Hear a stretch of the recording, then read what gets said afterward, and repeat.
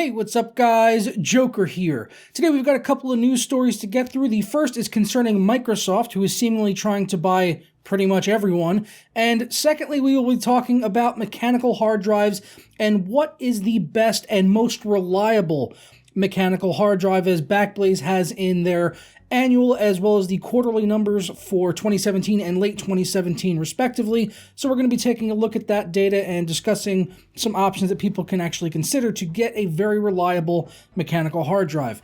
But first, we're going to start off with Microsoft trying to buy everyone, or not really everyone. The recent rumors are that they are trying to buy Valve as well as EA, and we actually have a response directly from Gabe Newell on whether or not Valve is going to be bought out, which is a much shorter discussion. So let's go ahead quickly over to DSOG, the Dark Side of Gaming, really great PC website if you guys want to check it out. So Gabe Newell responded to Microsoft's rumored plans to acquire Valve. Someone actually emailed him. One of the members of the Steam community sent Gabe an email, because believe it or not, if you email Gabe directly, sometimes he will actually respond.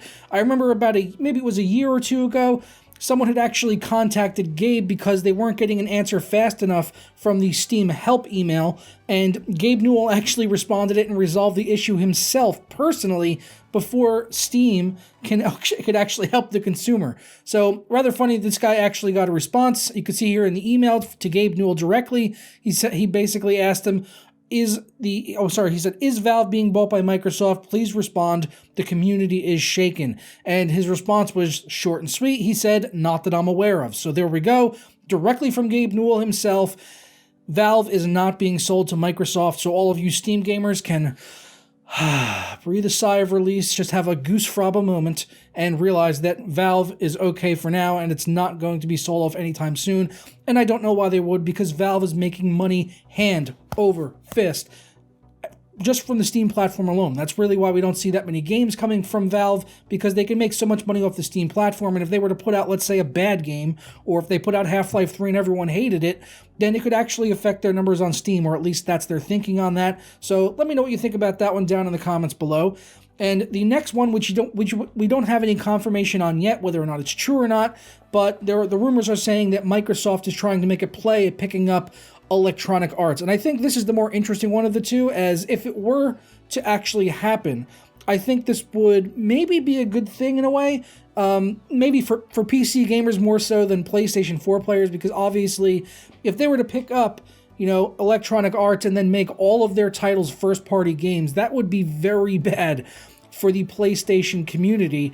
But for PC gamers, that would mean that we would get all of those games on PC seemingly, since that's pretty much what they're doing. When games come out on the Xbox, even first-party titles, they come out on the PC as well, and hopefully we will see that in the future, even with titles like Halo, but like Forza Motorsport 7, Gears of War 4, those titles have been pushed out on PC. Sea of Thieves is coming out on the PC as well, upcoming in March. So it's really good that Microsoft does that stuff. So as a PC gamer, I would be excited about this, because one of the games that I miss most about a console are some of the sports titles, which we don't get on the PC. The Madden, the Fight Nights, although there hasn't been a Fight Night game in several years.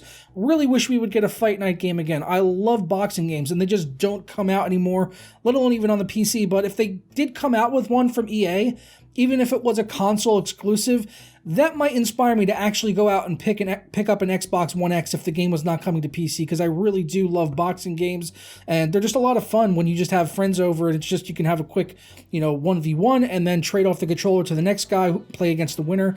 And I just always enjoyed those games more than something like an arcade fighter like Street Fighter or Mortal Kombat or anything like that. So if this deal were to go down, I think it would be a good thing for PC gamers, although I do want to hear your guys' feedback on this. How would you feel about Microsoft acquiring Electronic Arts? I mean, I think we can all probably agree that Electronic Arts as a publisher has not done the best job, looking at things with like microtransactions, on Star Wars Battlefront 2 most recently, and I think it would maybe help with that, because Microsoft in the past has not been too bad when it comes to microtransactions, with Forza Motorsport 7 kind of being the one exception there, where that game was just literally built from the ground up to milk the consumer and get money out of their pockets. But with other titles, we haven't seen it. So once we get more games, I would I'm curious to see what Microsoft is going to do with something like Sea of Thieves, Crackdown 3, the next Gears of War, which they also had confirmed recently is going to be coming out, the new Halo titles.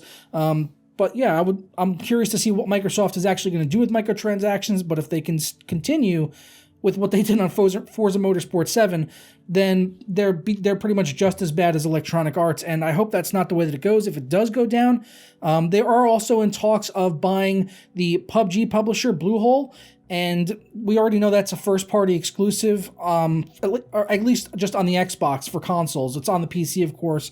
It was on the PC first, and the Xbox version has been awful, and they were planning to bring it to the Sony PlayStation at some point down the road in the future, but as of right now, it is at least a timed exclusive on the Xbox, and yeah, I don't really care one way or the other, honestly, as long as they keep the developers on, the same developers as before, coming over to Xbox or whatever, if they were to pick it up as a first-party title, and as long as it's still just as good as on the PC, then I don't know. You know, it's kind of a mixed bag, honestly, and there's a lot of questions in the air. So this one, more than anything else, I'm curious to see what your guys' feedback and where you stand on this. If you would be opposed to Microsoft picking up Electronic Arts, or are you in favor of them picking up Electronic Arts? I'm sure if you're a Sony fan, then that answer is already done for you, and you just probably don't want this deal to go down, because what if they actually made all of the EA titles exclusives for the Xbox and the PC, all of the sports games, you know,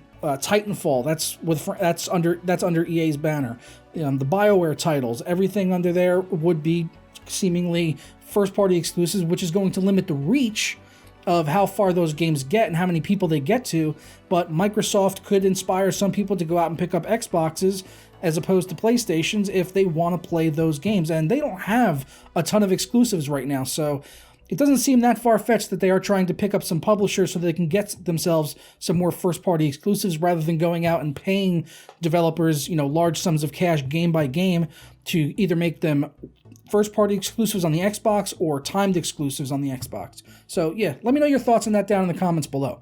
Next, we're going to be talking about hard drives. As I said in the start of the video, Backblaze has put out their numbers. They do these every quarter of the year, so every few months they release these numbers, and I'm always curious to monitor these, and I've been monitoring them for several years now, and it's the reason that I use the hard drives that I do, which are HGST 4TB NAS drives. These are the ones I use right here over on Amazon. If you want to pick up one of these drives, you can click the link down in the description below. I have a couple of these in my main system, and in my NAS I have 4 8TB drives, and these are NAS drives, but you can totally use them in a desktop system.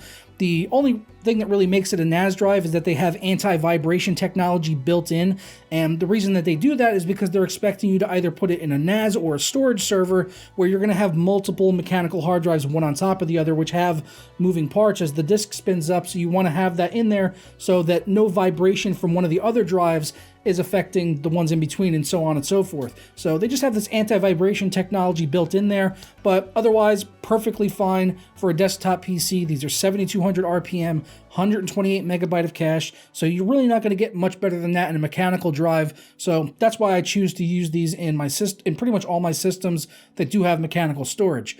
But looking over on the hard drive stats on Backblaze,